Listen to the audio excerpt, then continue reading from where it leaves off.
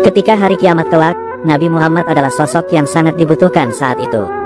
Ketika kondisi manusia banyak yang susah dan sengsara di padang mahsyar, maka mereka benar-benar menantikan syafaat pertolongan dan perlindungan dari para nabi. Namun, dari para nabi baik Nabi Adam, Nabi Nuh, Nabi Ibrahim, dan Nabi Isa pun angkat tangan saat dimintai syafaat oleh orang-orang mukmin di padang mahsyar. Dikisahkan, kelak ada sekelompok manusia beriman berinisiatif mendatangi Nabi Adam dengan suatu permohonan. Wahai Nabi Adam, engkau adalah bapa segala manusia dan tercipta dengan kekuasaan Allah.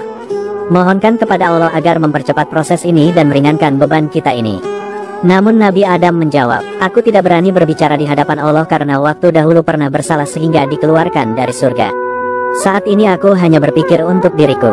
Nabi Adam kemudian mengarahkan agar manusia mendatangi Nabi Nuh sebagai Rasul pertama. Manusia kemudian mendatangi Nabi Nuh dan berkata, wahai Nabi Nuh, mohonlah kepada Allah agar mempercepat proses ini. Namun Nabi Nuh menjawab, aku tidak berani berbicara di hadapan Allah saat ini karena dulu aku pernah bermohon agar Allah menenggelamkan penduduk bumi sehingga banjir melanda.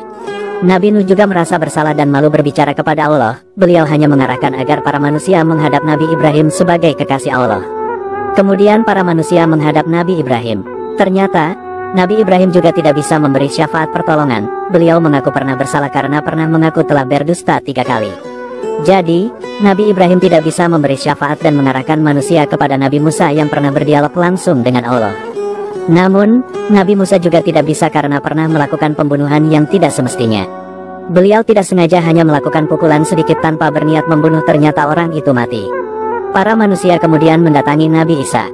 Dalam dialognya, Nabi Isa juga tidak bisa memberi syafaat karena Nabi Isa dan ibunya Maryam telah dijadikan manusia sebagai Tuhan selain Allah. Nabi Isa benar-benar malu meminta sesuatu kepada Allah. Ketika tidak ada satupun nabi yang bisa memberi syafaat kepada manusia, kelak di padang mahsyar mereka akan mendatangi Nabi Muhammad sebagai penutup para nabi. Ternyata, Nabi Muhammad adalah satu-satunya nabi yang bersedia dan mau memberikan syafaat kepada orang-orang yang beriman. Saat itu, Nabi Muhammad adalah satu-satunya orang yang paling sibuk. Beliau tak henti-hentinya mencari dan memanggil umat-umatnya untuk diberi syafaat. Ketika orang-orang mukmin sudah berkumpul, Nabi lantas bersujud di bawah arsy seperti orang sholat.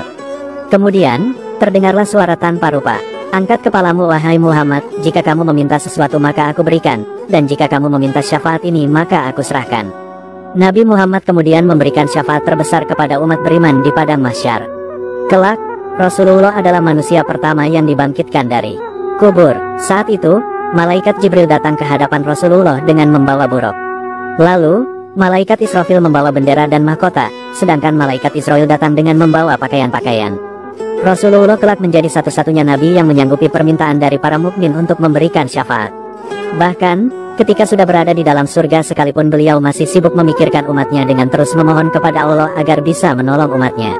Rasulullah memang Rasul yang sangat memperhatikan keselamatan para umatnya.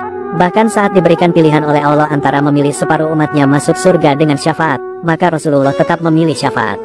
Sebab, cakupan syafaat itu lebih luas dan menjadi hak setiap muslim yang beriman. Inilah 3 syarat untuk mendapatkan syafaat Nabi Muhammad di akhirat kelak. Syarat yang pertama, yaitu meninggal dalam keadaan tidak menyekutukan Allah. Nabi Muhammad pernah bersabda, aku bersaksi kepada kalian, bahwa syafaatku diperuntukkan bagi setiap muslim yang meninggal dalam keadaan tidak menyekutukan Allah dengan apapun. Hadis riwayat Abu Dawud. Adapun syarat yang kedua, yaitu meninggal membawa keimanan walau sebesar biji sawi. Adapun syarat yang ketiga, yaitu meninggal dalam keadaan mengucapkan kalimat thayyibah atau kalimat tauhid dengan ikhlas. Nabi Muhammad pernah bersabda, aku bersujud ketiga kalinya dan disampaikan kepadaku jawaban yang sama. Setelah itu, aku mengangkat kepala dan memohon lagi, umatku. Lalu disampaikan kepadaku, engkau berhak menolong orang yang mengucap la ilaha illallah dengan ikhlas. Hadis riwayat Abu Ya'la. Itulah sepak terjang seorang Rasulullah saat hari akhir nanti. Sungguh, beliaulah manusia paling sibuk dan paling peduli dengan keselamatan umatnya di akhirat kelak. Semoga kita semua kelak mendapatkan syafaat Nabi Muhammad. Amin.